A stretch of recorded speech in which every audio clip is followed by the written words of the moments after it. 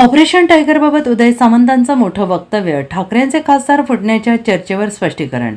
पश्चिम बंगालमध्ये ममता बॅनर्जींच्या तृणमूल काँग्रेसच्या 20 खासदारांनी स्वतंत्र गट निर्माण केल्याने ते देशाच्या राजकीय वर्तुळात खळबळ उडाली आहे. एकीकडे तृणमूलच्या खासदारांची चर्चा असताना दुसरीकडे ठाकरेंच्या शिवसेना उद्धव बाळासाहेब ठाकरे पक्षाचे खासदार उपमुख्यमंत्री एकनाथ शिंदेंच्या संपर्कात असल्याची चर्चा सुरू आहे. आणि त्याच पार्श्वभूमीवर उद्धव ठाकरेंनी मातोश्रीवर खासदारांची बैठक बोलावली होती. मात्र या बैठकीत केवळ 4 खासदार प्रत्यक्षात उपस्थित होते, तर इतर 5 खासदार ऑनलाईन उपस्थित असल्याने तर्कवितर्क काढले जात आहेत. मात्र ऑपरेशन टायगरबाबत आता शिवसेना नेते तथा मंत्री उदय सामंत यांनी महत्त्वाची माहिती दिली आहे. उभाटाच्या कोणत्याही खासदाराबाबत संपर्क नाही, अशी कोणतीही मीटिंग झालेली नाही, आम्हाला ऑपरेशन टायगरची गरज नाही, असं म्हणत मंत्री तथा शिवसेना नेते उदय सामंत यांनी ऑपरेशन टायगर संदर्भात मोठं वक्तव्य केलं आहे.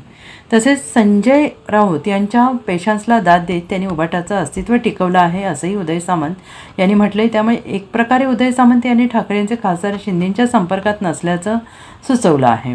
मध्ये विषय झाला ऑपरेशन टायगरच्या संदर्भामध्ये जे काही वातावरण तयार केलं जात आहे, अशी कुठचीही मीटिंग माननीय एकनाथ शिंदे साहेबांबरोबर झालेली नाही.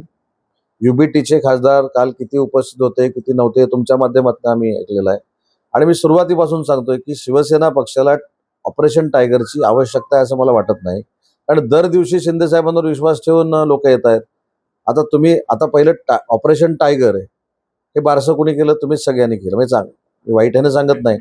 उद्या काय ते ऑपरेशन लायन होईल, अजून काय काय होईल, पण त्या ऑपरेशन टायगरशी युबीटीच्या खासदारांच्या संदर्भात आमचा कोणाचाही संपर्क झाला नाही. त्याच्या पुढे जाऊन मी सांगितलं, परवा मी शिर्डीच्या दौऱ्यावर असताना एकाच गेस्ट हाऊसला आम्ही असल्यामुळं वाकचौरे साहेब दुसऱ्या शूटमध्ये आले, तर ते देखील मला भेटले.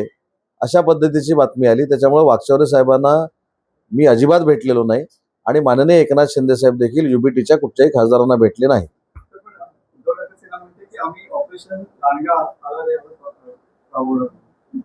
कोण म्हणतं सर? त्यांच्या व्यतिरिक्त तरी कोण म्हणू शकतं? आपण आहे ना. ते काय बोलतात त्याच्यापेक्षा मी परवा जे छत्रपती संभाजीनगरला सांगितलं ते पुन्हा एकदा रिपीट करतो. संजय राऊत साहेबांना तसं तर मला असं वाटतं की त्यांच्या पेशन्सला दाद दिली पाहिजे. आज संजय राऊत साहेब सकाळी 9:30-10 वाजता जर बोलले नाहीत तर मला सांगा युबीटी काय, युबीटीचं अस्तित्व काय?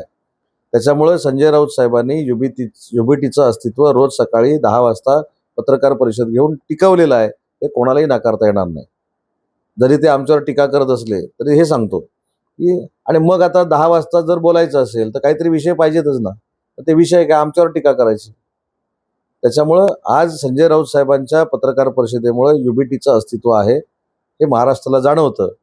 जर पत्रकार परिषदच संजय राऊत साहेबांनी घेतली नाही तर युबीटीचं अस्तित्वच जाणवणार नाही.